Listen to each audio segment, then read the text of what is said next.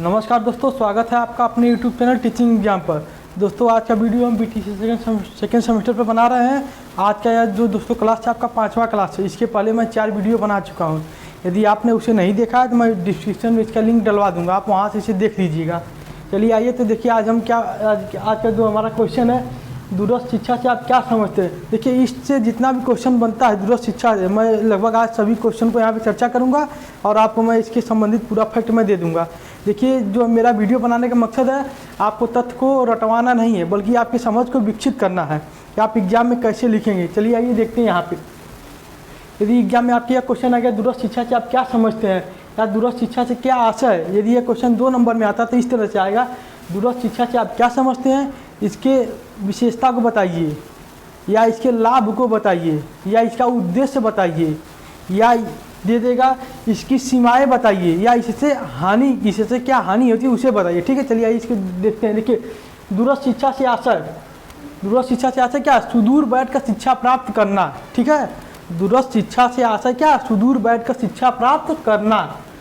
दूरस्थ शिक्षा वास्तव में मुक्त शिक्षा का रूप है, जिसमें किसी विशेष स्थान का, समय का बंधन नहीं होता है। बिखरे अधिगमकर्ताओं के लिए यह एक वरदान है, जहाँ विद्यार्थी अपने आवश्यकता अनुसार अपनी गति से सीखते हैं। यह शिक्षण अधिगम की एक ऐसी प्रक्रिया है जहाँ संचार माध्यमों का प्रयोग होता है।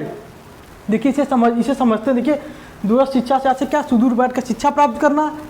दूरस्थ शिक्षा वास्तव में मुक्त शिक्षा का रूप है। देखिए मुक्त शिक्षा क्या होता है, यदि क्वेश्चन आपसे बन जाए दूरस्थ शिक्षा से आप क्या समझते हैं, या कह दे मुक्त शिक्षा से आप क्या समझते हैं, या ओपन यूनिवर्सिटी से आप क्या समझते हैं, खुला विश्वविद्यालय से आप क्या समझते हैं। देखिए क्वेश्चन एक ही है। देखिए ये क्या है, दूरस्थ शिक्षा वास्तव में मुक्त शिक्षा का क्या है, दूरस्थ शिक्षा वास्तव में मुक्त शिक्षा का रूप है। ठीक है ना, उसी का क्या है, एक रूप है। यदि क्वेश्चन आपसे बनता है तो खुले विश्वविद्यालय या ओपन यूनिवर्सिटी से आप क्या समझते हैं, इसके उद्देश्य लाभ हानि, तो यही क्वेश्चन होगा, इसका यही आंसर होगा। आप वहाँ पे कंफ्यूज नहीं होंगे। ठीक है, आप यदि दिया है ना यहाँ पे, दूरस्थ शिक्षा वास्तव में इसी का एक रूप है, आप डाल देंगे कि इसका मतलब कि यह किसका रूप है, वास्तव में मुक्त शिक्षा का रूप है, ओपन यूनिवर्सिटी का रूप है।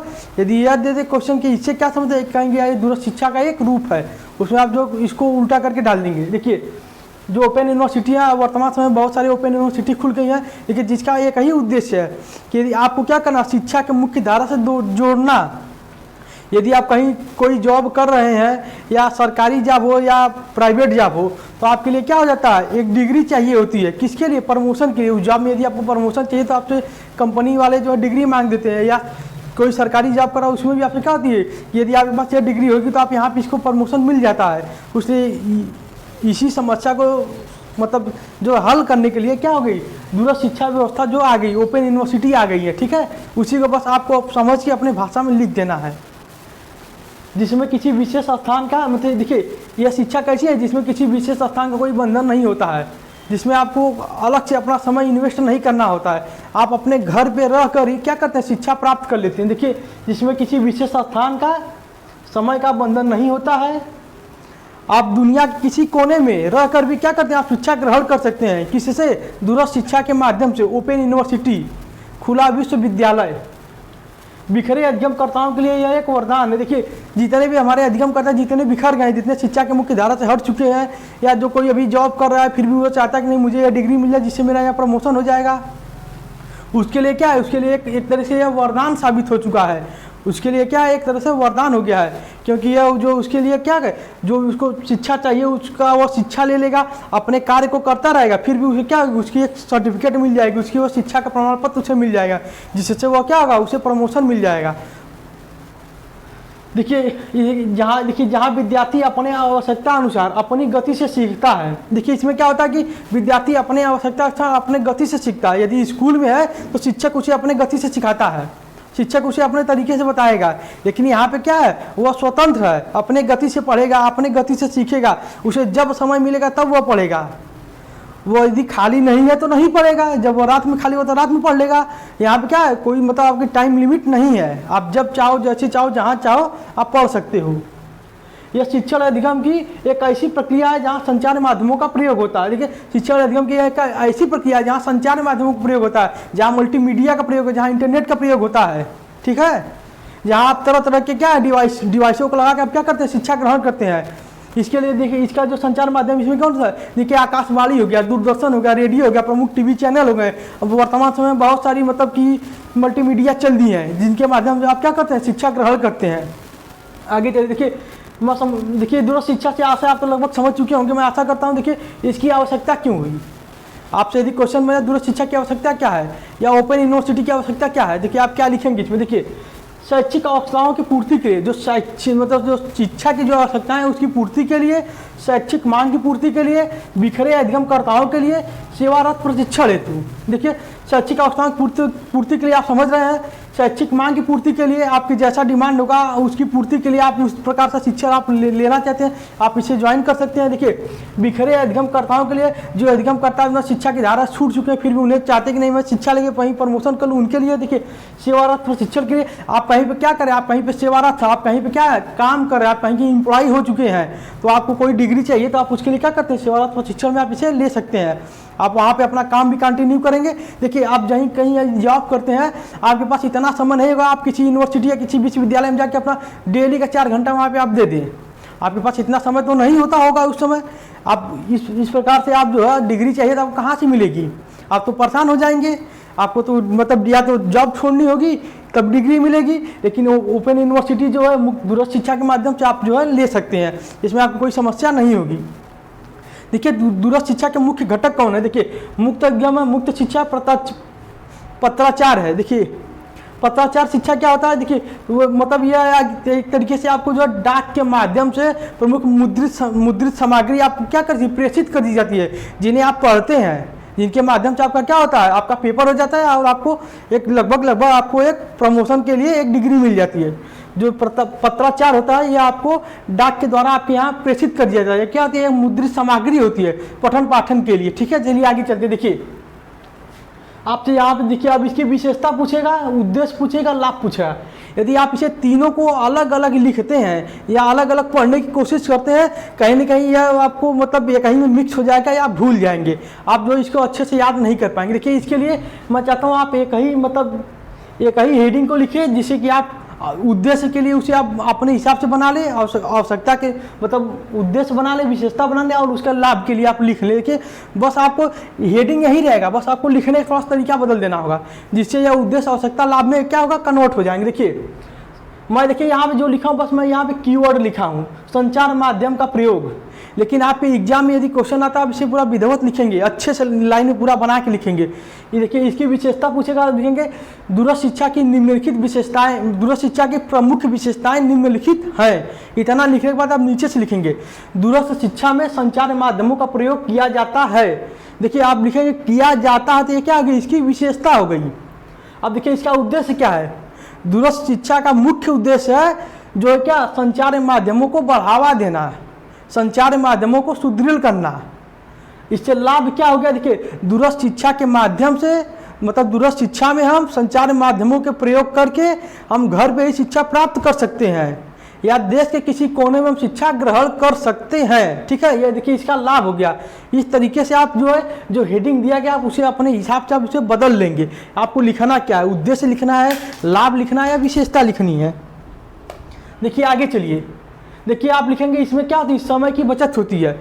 देखिए आप इसे लिखेंगे कैसे, दूरस्थ शिक्षा एक ऐसी शिक्षा पद्धति है जिसमें विद्यार्थी के समय की बचत होती है, जिसमें विद्यार्थी किसी भी कहीं भी मतलब रह के देश के किसी भी कोने में रह के अपना शिक्षा ग्रहण कर सकता है, जिसमें उसे किसी विद्यालय या किसी शिक्षक के पास जाने की आवश्यकता नहीं होती है। वो क्या है, वह संचार माध्यमों के माध्यम से क्या अपनी शिक्षा को ग्रहण कर सकता है।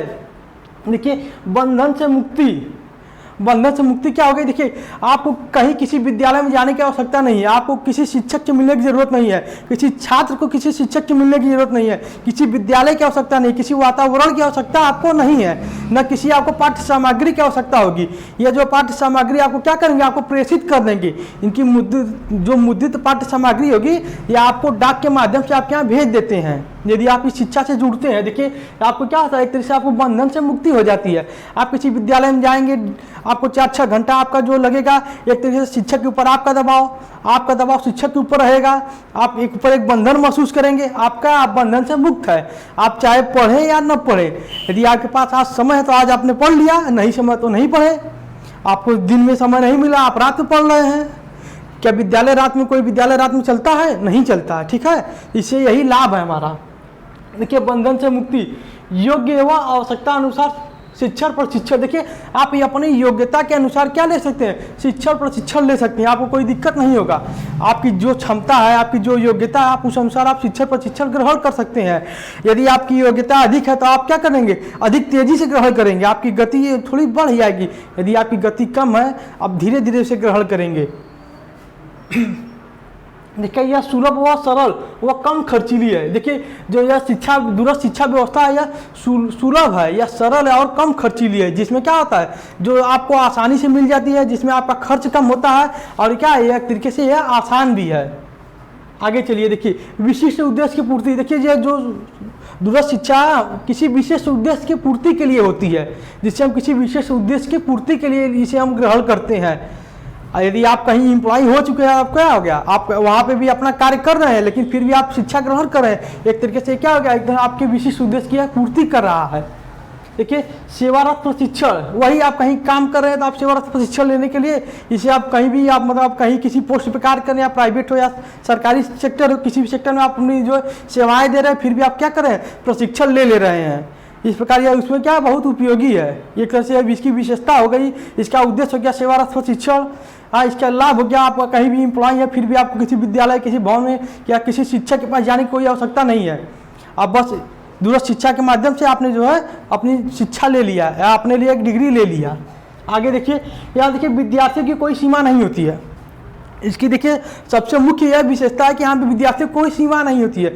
चाहे अनगिनत विद्यार्थी, चाहे जितने विद्यार्थी क्या है, एक बार में इससे शिक्षा प्रशिक्षण ले सकते हैं। क्योंकि ये देखिए विद्यार्थी की कोई सीमा कब होती है, जब कोई विद्यालय होता है।